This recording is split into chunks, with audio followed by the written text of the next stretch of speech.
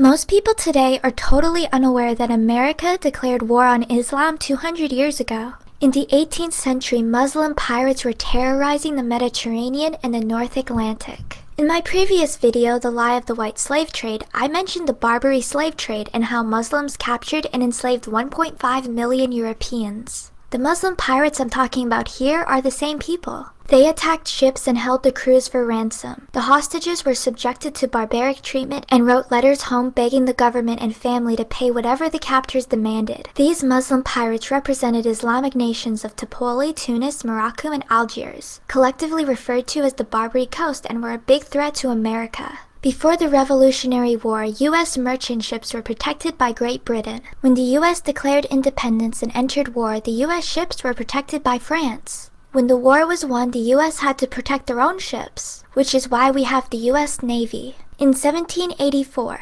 Thomas Jefferson became America's minister to France 17 years before he became president. During the same year, America's Congress sought to appease the Muslim pirates by following in the footsteps of the European nations, who just paid bribes to the Barbary states rather than declaring war.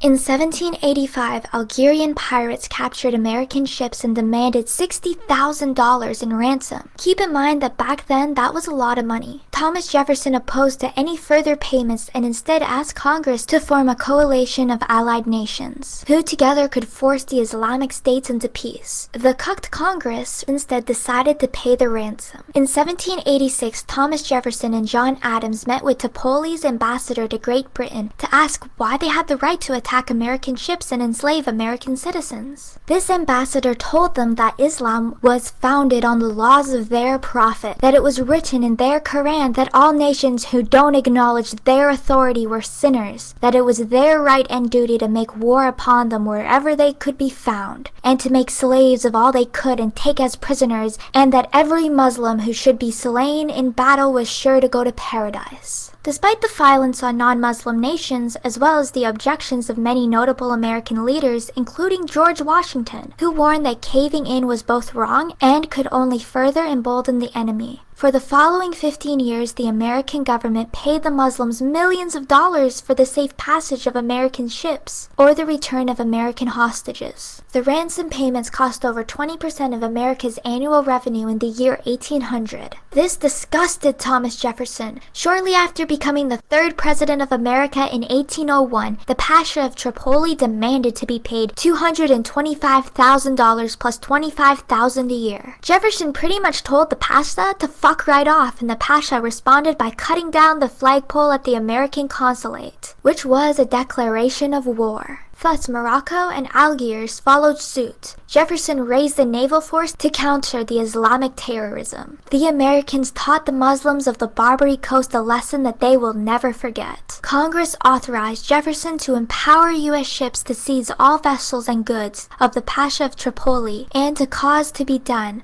all other acts of precaution or hostility as the state of war would justify. When Algiers and Tunis, who were used to America bending over, saw America was now fighting back, they quickly abandoned their allegiance to Tripoli. The war with Tripoli lasted up to 4 more years and raged again in 1815. The bravery of the U.S. Marine Corps in these wars led to the line "To the shores of Tripoli" in the Marine hymn. They would forever be known as the Leathernecks for the leather collars on their uniforms designed to prevent their heads from being cut off by Muslim scimitars when boarding enemy ships. Islam and what its Barbary followers justified doing in its name of the Prophet and their God disturbed Jefferson. America had a tradition of religious tolerance, and the fact that Jefferson himself co-authored the Virginia Statute for Religious Freedom. But fundamentalist Islam was like no other religion he has ever seen, a religion based on supremacism, whose holy book not only condoned but mandated violence against unbelievers was unacceptable to him. His greatest fear was that someday, this brand of Islam would return and pose an even greater threat to the United States. And he was right. That day is today. Islam has returned. This should bother everyone, even non-Americans, that today we have not only invited Muslims back into our country countries, but we are catering to their desires. Islam has brought about women-only classes and swimming times at taxpayer-funded universities and public schools. That Christians, Jews, and Hindus have been banned from serving on juries where Muslim defendants were being judged. Piggy banks and Porky Pig tissue dispensers have been banned from workplaces because they offended the Muslims.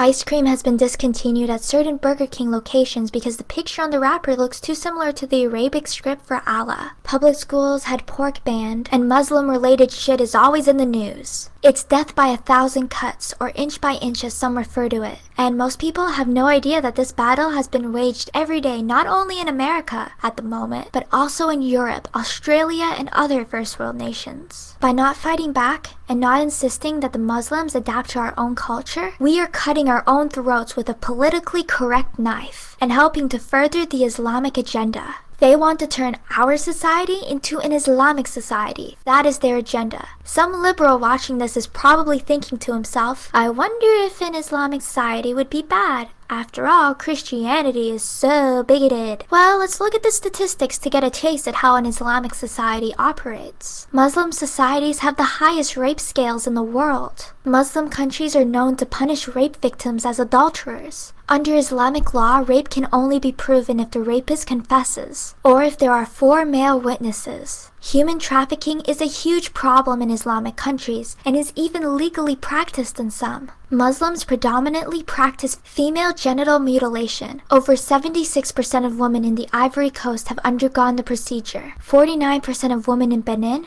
92% of Muslim Ethiopians, 95% of Egyptian women, and they're even trying to make it legal in Europe. Thanks to immigration, 180,000 girls in Europe are at risk of having their clits cut off. Being stoned to death is a legal punishment in Saudi Arabia, Sudan, Iran, Somalia, Yemen, and other Muslim states. Poverty is increasing rapidly throughout the Muslim world. With increased Muslim immigration, crime in Europe has gone up extremely. Sadly, it appears that first worlders today rather be politically correct than to be victorious. We care about other people's feelings rather than the future of our strong nations, and this upsets me quite a lot.